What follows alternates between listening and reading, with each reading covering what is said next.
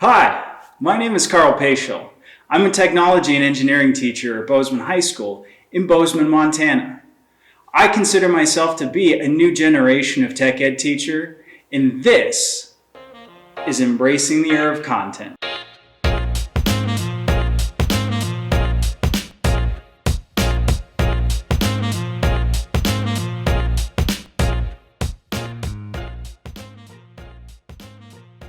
So you probably are wondering, what exactly is content? To be very blunt, content is everything that's on the internet. Any sort of information, any sort of instruction, any way that we can learn through some sort of means that is provided by the internet. So in case you didn't believe me, here's a few of my favorite examples. The first one, Instructables. A website completely dedicated for you to be able to throw in whatever you've made and how-to videos and instructions on how to make it. Next, Make. Literally a magazine filled with the same types of projects and endless amounts of information. Too lazy to actually make something yourself? You can just see what other people have made and print it on your 3D printer through Thingiverse, and seeing a lot of this cute octopus. I could even learn from professionals. This is one of my favorite guitarists, Tom Morello, teaching me how he plays the guitar. And through the same masterclass website, I can find not only Tom Morello, but hundreds, literally hundreds of other professionals on this site. And one of my favorites is Monthly, where I was able to actually take a course through the engineer Mark Rober. Hopefully you've seen his videos. He's super cool.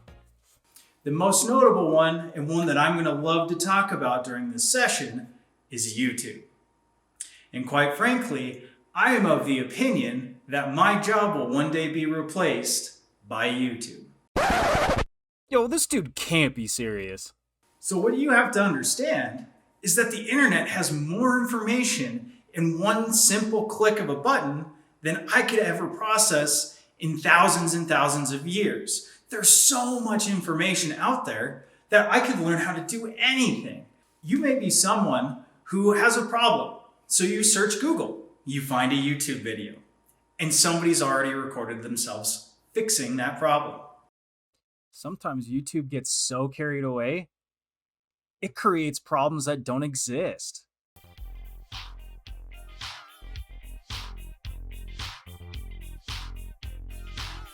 Whoa, where's the tape? You may have just created a good idea and wanted to share it with people.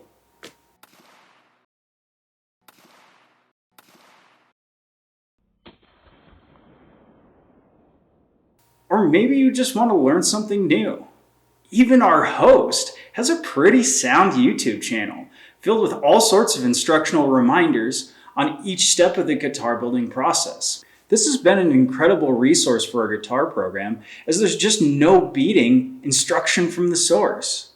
It's also a nice reminder of all those intricate details that we may have forgotten since the Institute. So how are we, new generation of tech ed teachers, supposed to maintain our status quo or even surpass that when the information that is already on the internet? I've actually created 5 ideas in which I believe that tech ed teachers are still very necessary despite all of this information. One of which, surprise, surprise, is that we must continue to embrace the interests of our students, even if it means inspiring them to pursue those bizarre dreams of being a YouTuber or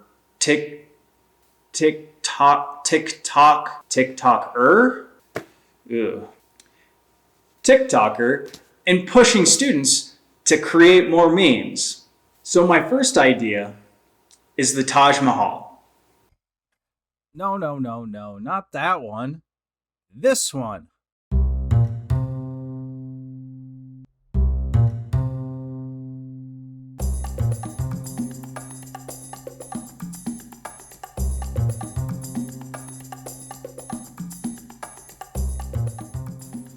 Now, I don't want to lie.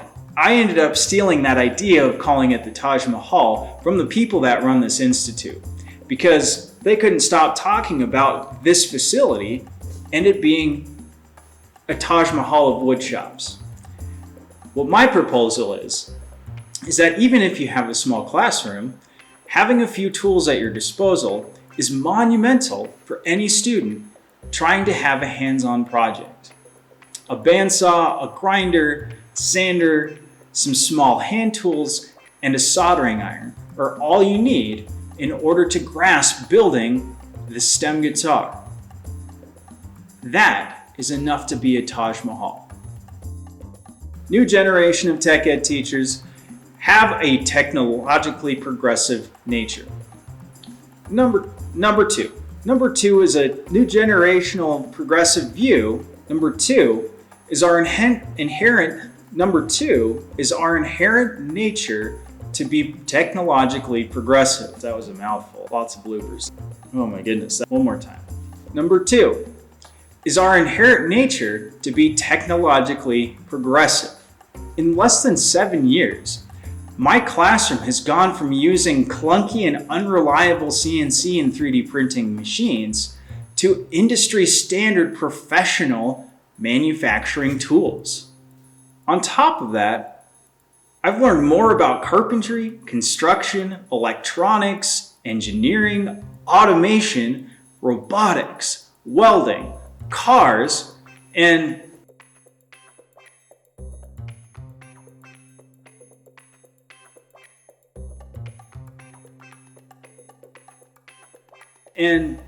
eventually photography and cinematography based on the interests of my students alone. So based on those student interests, we segue into number 3, which is inspiration. Because of all the variety of subjects we teach, there's a very different dynamic that goes about it versus the normal school day. So we tend to teach a lot of subjects very linearly. The teacher presents an idea, the students absorb that idea, the students then have to regurgitate that idea, and the teacher grades that ability to regurgitate what they had just said. This reminds me of some arguments that one of my favorite late philosophers, Ken Robinson, used to make, who spent decades discovering that many of our children were creatures of curiosity at a young age. But the more they progressed through their school system, the more the curiosity was driven out of them. And my theory is that based on finding those inspirations, we can continue to develop that creative mind. And they can take that creativity and implement it in projects like STEM guitar. So on to number 4, which is being a master of none. I'm sure you've heard it thousands of times. Us tech ed teachers, we're a jack of all trades, master of none. If you're thinking back to number 2, listing off all of those different subjects, there's no way I could be a master of any of them. But it's imperative that we do be a jack of all trades.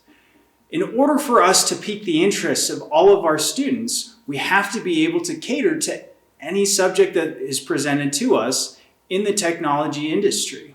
So in order for us to maintain that jack of all trades stature, we need to understand how much research, dedication, professional development, workshops, YouTube videos, and maybe the occasional monthly video it may take for us to achieve that jack of all trades status. So number 5 is then our inherent nature to have what's in our best interest for our students. Now, I'm going to be a little bit of a hypocrite because I did end up going to a 4-year school and I do have a master's degree as a teacher. But my suggestion is that students don't necessarily take that same social path of going to college.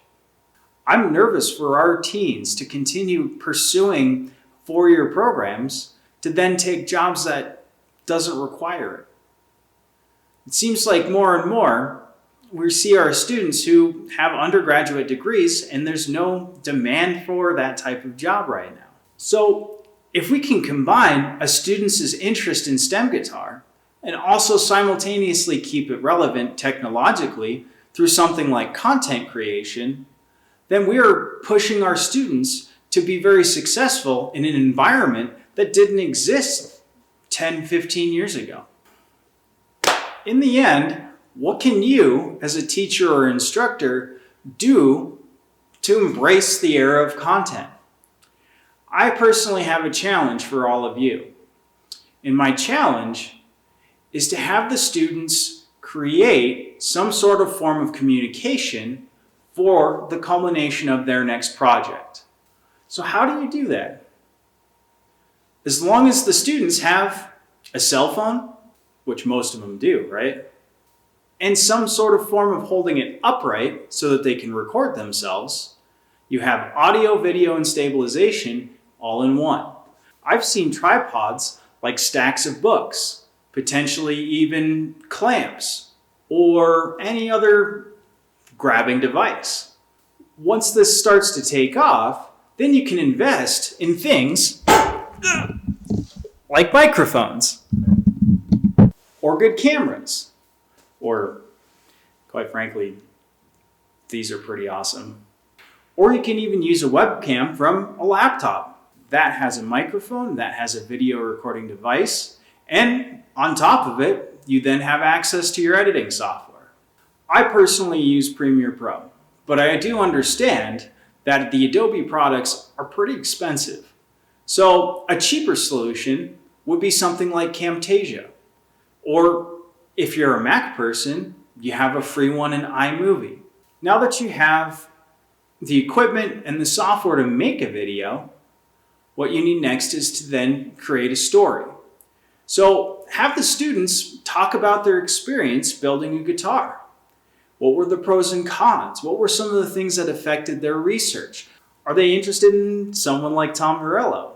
Or do they have other musical interests that help their design?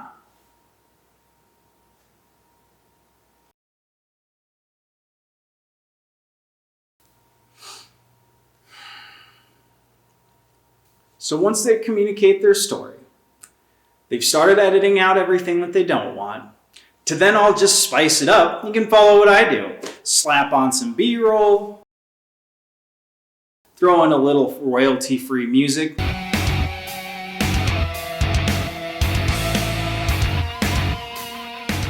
This one's from Ben Sound.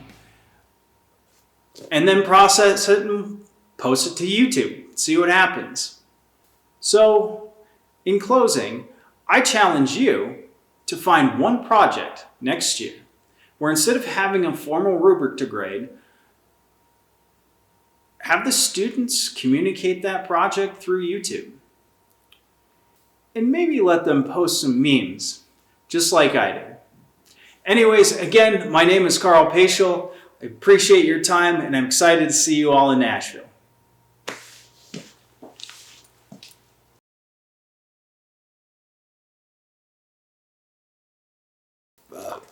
Switch my notes around. I'm ready to go home. I'm hungry. I've got a lot of editing to do.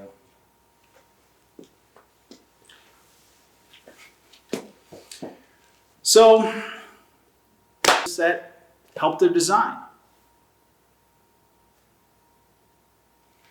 Did I leave this in the shot the entire time? I freaking did.